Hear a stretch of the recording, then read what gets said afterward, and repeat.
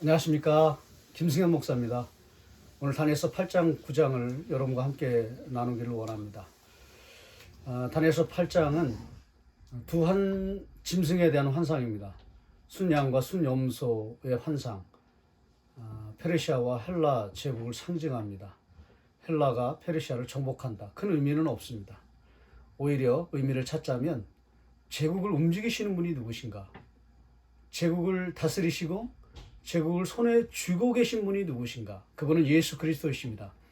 다니엘서 10장에 더 자세하게 묘사되어 있기 때문에 정교한 그 부분을 다룰 때 함께 그쪽으로 넘겨서 나누겠습니다. 오늘은 다니엘서 9장입니다.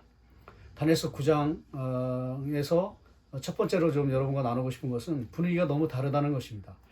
다니엘서 8장과 다니엘서 9장의 분위기가 사뭇 다릅니다. 다니엘서 8장은 고민이 있고 뭔가 확실하지 않고 정리가 안 돼 있고 그리고 환상을 보고 나서 몸도 아프고 그리고 영적으로 약한 그런 모습을 보여줍니다. 7장 마지막 절에 전조 현상이 있습니다. 그 말이 이에 그친지라 나 다니엘은 중심에 번민하였으며 내 얼굴빛이 변하였으나 얼굴빛도 변하고 고민이 온 것입니다. 환상을 보고 나면 꼭 이런 현상이 나타납니다. 8장 마지막 절에도 이에 나 다니엘이 지쳐서 여러 날 앓다가 일어나서 왕의 일을 보았느니라. 내가 그 환상으로 말미암아 놀랐고 그 뜻을 깨닫는 사람도 없었더라. 꼭 환상을 보고 나서 이런 현상이 나타나는데 지쳐서 여러 날 앓다가 여기 몸도 아프고 마음도 아픕니다. 이게 8장의 분위기입니다. 그러나 9장의 분위기는 완전히 다릅니다. 깨달음이 있고 확신이 있고 그리고 정리가 되어 있고 무엇보다도 깊은 기도 가운데 들어간다는 것입니다. 그러므로 다니엘서 9장을 보면서 우리가 첫 번째로 해야 될 질문은 이것입니다. 왜 8장과 9장의 분위기가 이렇게 다른가? 무엇 때문에 이렇게 달라졌는가? 무엇 때문에 이렇게 새로워졌는가? 그것을 생각해 보아야 한다는 것입니다. 보통 이제 두 가지로 해석을 하고 정리를 합니다. 첫 번째는 말씀을 깨달았기 때문이다. 다니엘이 하나님의 말씀을 깨닫고 이렇게 변화된 것이다. 이렇게 분위기가 밝아진 것이다. 그렇게 해석을 하는 것이죠. 9장 2절에 보시면 곧 그 통치 원년에 나 다니엘이 책을 통해 여호와께서 말씀으로 선지자 예레미야에게 알려주신 그 연수를 깨달았나니. 다니엘이 예레미야서를 묵상하다가 하나님의 말씀을 통해서 70년 뒤에 이제 포로가 끝나는구나 라고 하는 것을 깨달았다는 것입니다. 이것은 예레미야 25장과 29장에 나옵니다. 25장에는 좀 불분명하게 연한만 나오고 29장 10절에는 그 백성까지 아주 대상이 나옵니다. 이스라엘 백성들을 하나님께서 70년 뒤에 포로로 잡혀 있다가 70년 후에 하나님께서 이제 예루살렘으로 돌아오게 하시겠다. 거기서 더 감동을 받았겠죠. 그게 더 정확한 것 같습니다. 예레미야서라고 하는 이 책은 29장 10절로 보는 것이 더 정확합니다. 그 말씀의 은혜를 받고 거기서 깨달음을 얻고 이렇게 달라졌다는 것입니다. 하나님의 말씀을 깨닫고 새로워졌다. 근데 이것은 조금 더 생각을 해 보아야 될 문제가 뭐냐면 원래 그렇게 되면은 정상적인 뭐냐면 이제 기쁨이 넘치고 즐거움이 넘치고 웃음이 가득하고 하는 그런 밝은 분위기가 되어야 됩니다. 왜냐하면 시편 126편에 보면 실제로 이스라엘 백성들이 바벨론에 잡혀갔다가 70년 후에 돌아왔을 때의 그 상황을 그 영적인 상황을 분위기를 묘사하실 때 웃음이 가득 찼고 찬양이 가득 찼고 즐거움이 가득 찼다라고 그렇게 얘기합니다. 이게 정상적인 거죠. 그럴 수밖에 없는 게 시편 137편에 보면 너무 바벨론의 그 포로기의 생활이 너무 고통스럽고 너무 힘들었습니다. 심지어는 바벨론의 그 관리들이 강가에서 중노동을 하고 있는 그 이스라엘 백성들을 향해서 막 조롱하듯이 여호와의 노래를 불러봐라. 수금을 나뭇가지에 걸어놓고 우리가 어찌 할례 받지 않은 자들을 향해서 여호와의 노래를 부를까. 고통스러운 거죠. 영적으로 너무 지쳐있고 힘든 것이죠. 불신자들을 향해서 하나님의 노래를 찬양을 한다는 게 쉬운 일이 아니거든. 그래서 그 고통 가운데서 바벨론의 어린아이들이 바위에 머리를 쳐서 죽었으면 좋겠다 이렇게 저주를 선포하는 그런 내용이 나옵니다. 그랬다가 70년 뒤에 이제 예루살렘으로 돌아온다. 너무너무 기쁜 소식이죠. 하나님의 말씀을 깨달았다면 이런 반응이 나타나야 되는데 9장 3절을 보시면 아주 이상한 그런 반응이 나타납니다. 내가 금식하며 베옷을 입고 죄를 덮어쓰고 주 하나님께 기도하며 간구하기를 결심하고, 금식하며 베옷을 입고 죄를 덮어쓰고, 극단적인 슬픔의 표현입니다. 말씀을 깨달으면 즐거움이 넘쳐나야 되는데 슬픔이 온다는 것이죠. 그래서 이 해석은 조금 더 생각을 해봐야 한다고 저는 생각합니다. 두 번째는 조금 더 설득력이 있는데 느헤미야 1장 3절에 근거를 두고 있습니다. 거기 느헤미야가 이제 그 성벽 건축하는 것들을 이제 영적으로 기도로 다 준비하고 나서 이제 돌아가려고 생각합니다. 그런 때마침 그때 본국에서 와서 이제 정보원들이 보고를 합니다. 2명이. 지금 예루살렘 상황이 너무 안 좋습니다. 영적으로 황폐합니다. 황무합니다. 성전이 다 회파됐습니다. 이 소식을 듣고 똑같이 다니엘처럼 금식하고 기도하고 슬퍼합니다. 그래서 성전이 회파된 것을 들었기 때문에, 다니엘도 그걸 알았기 때문에 그렇게 영적으로 슬퍼하는 것이다, 이렇게 설명을 합니다. 보다 더 설득력이 있지만, 그러나 이것도 조금 더 생각을 해봐야 되는 건 뭐냐면, 그러기에는 다니엘서 9장의 그 다니엘의 기도가 너무 깊다는 거예요. 공동체의 죄를 자각하고 자신의 죄를 인식하고 막 슬퍼하면서 그 고통을 깨닫고 기도하는 그 내용은 너무나 깊이 있는 그런 기도라는 것입니다. 성전, 건물이 무너진 것 때문에 슬퍼하는 내용이 안 나옵니다. 사람이 무너졌습니다.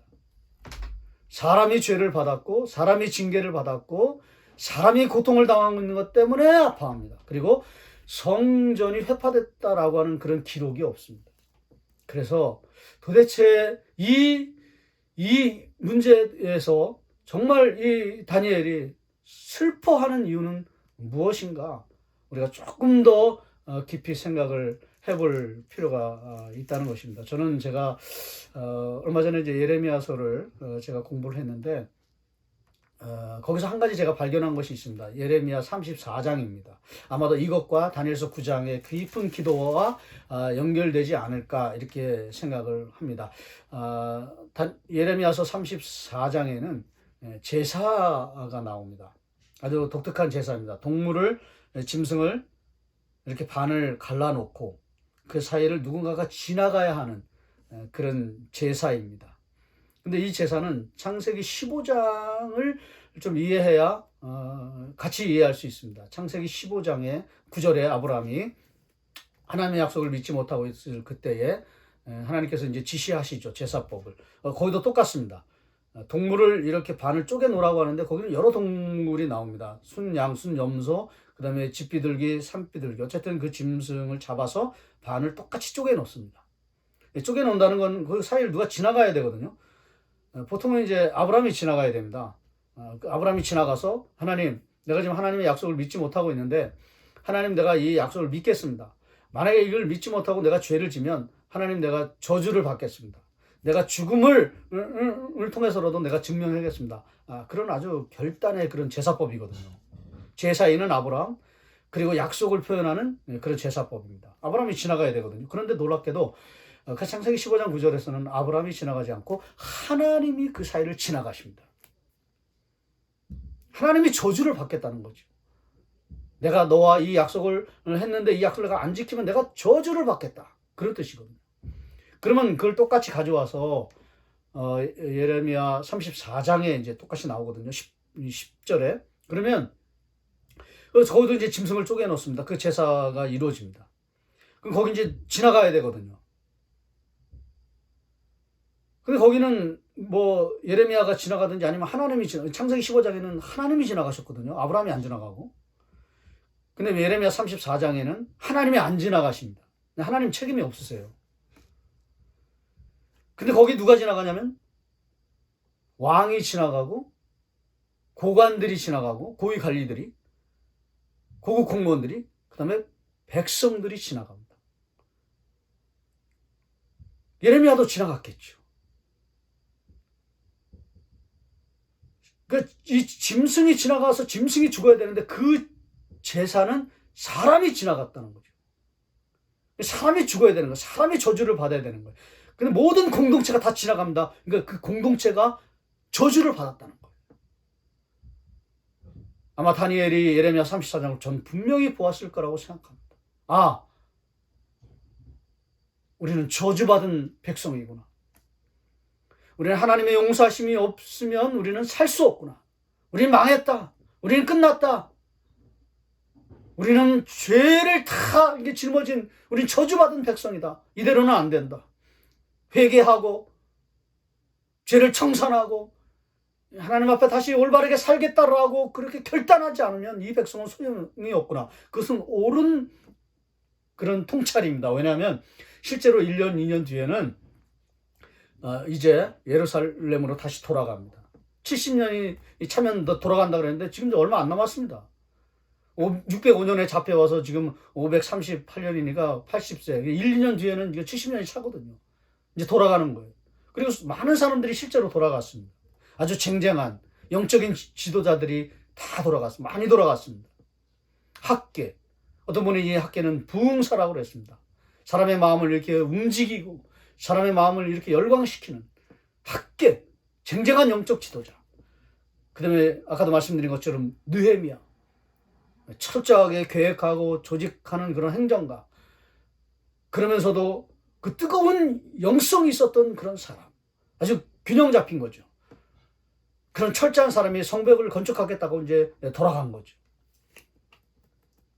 그리고 에스라. 말씀의 사역자입니다. 이런 사람들이 다 지금 바벨론에서 예루살렘으로 지금 돌아간 상황입니다. 이제 다니엘만 남았습니다. 그렇게 말해도 과언이 아닙니다. 이제 돌아가면 이 사람은 거의 아주 그 사람들을 이끌 수 있는 더 강력한 지도자입니다. 영적으로.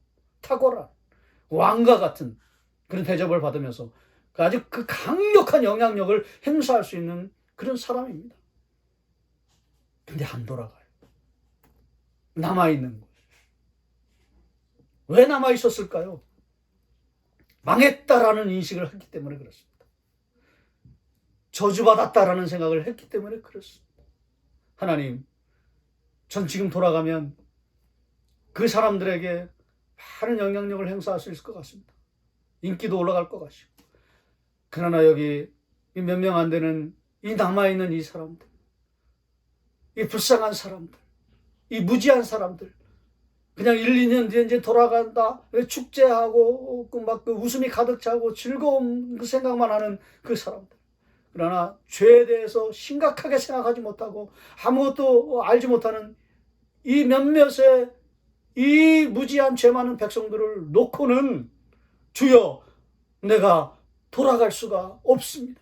어쩌면 그는 이게 마지막 사역이라고 생각할지도 모르겠습니다. 소명이라고 생각할지도 모르겠습니다. 이게 내 하나님께서 주신 십자가의 길이고 이 하나님의 마음을 아는 것이고 예수님의 마음을 아는 것이고 내가 비록 돌아가서 더 좋은 길을 갈 수 있지만 나는 이 좁고 이 험한 이 길을 나는 선택할 수밖에 없습니다. 왜냐하면 이들이 너무나 불쌍하기 때문에 그렇습니다. 이 몇몇 안 되는 사람들이 너무나 가엾기 때문에 그렇습니다. 하나님, 저들을 긍휼히 여겨 주시옵소서. 불쌍히 여겨 주시옵소서. 이 불쌍하고 가련한 사람들을 놓고는 내가 결코 떠날 수가 없습니다. 그는 중보자입니다. 그는 기도자입니다. 하나님의 마음을 아는 사람입니다. 예수님의 마음을 아는 사람입니다. 그리고 좁은 길을 가겠다라고 결단하고 선택한 사람입니다. 결론을 말씀드리겠습니다. 하나님의 말씀을 깨닫고 분위기가 밝아지는 거 좋습니다. 왜냐하면 균형이기 때문에 말씀과 기도 이렇게 균형을 잡는 건 참 좋은 일입니다. 그것도 좋습니다. 두 번째, 어떤 영적인 깨달음. 아, 성전이 회파됐다. 우리 망했다. 황무하다. 이걸 다시 이렇게 세워야 되겠다. 그런 그 부흥의 마음. 그런 걸 깨닫는 것도 참 좋습니다. 그러나 더 중요한 건 하나님, 우린 큰일 났습니다. 우린 심각합니다. 우리 공동체는 지금 망하게 되었습니다. 짐승이 쪼개졌고 거기 우리가 다 지나갔습니다. 근데 우리가 하나님 말씀을 지키지 못했습니다. 우리는 죄를 많이 졌습니다. 우리는 죽어야 됩니다. 우리는 저주받아야 됩니다. 근데 이 백성들은 아직 얼마 안 되는 이 사람들은 그걸 모르고 있습니다. 하나님, 저들을 불쌍히 여겨주시고 긍휼히 여겨주시고 다시 하나님 앞에 정상적으로 올바르게 회개하면서 설 수 있는 당신의 귀한 백성들이 되게 하여 주시옵소서. 오늘 이와 같은 그런 마음을 하나님께서 부어달라고 우리 모두에게 그런 은혜를 주셨으면 좋겠습니다. 하나님, 다니엘과 같이 다니엘서 9장은 정말 귀한 장입니다. 보물 같은 장입니다. 기도의 장입니다. 하나님의 마음이 있고 하나님의 중심이 있고 몇몇 안 되는 사람들을 놓고 정말 떠나지 못하고 가슴을 끌어안고 슬퍼하면서 애통해하면서 기도하는 그런 기도자가 있는 그런 귀한 장입니다. 하나님, 오늘 저에게도 오늘 나에게도 이 다니엘과 같은 그런 영성을, 마음을, 어노인팅을, 기름 부으심을 나에게 부어 주셔서 나도 작고 힘없고 연약한 자들을 향해서 그 몇몇 안 되는 사람을 향해서 하나님 기도하면서 그 길을, 십자가의 길을 걸어갈 수 있는 기도자가 되게 하여 주시옵소서. 이와 같은 놀라운 은혜를 하나님께서 우리 모두에게 부어주시기를 주님의 이름으로 축복합니다.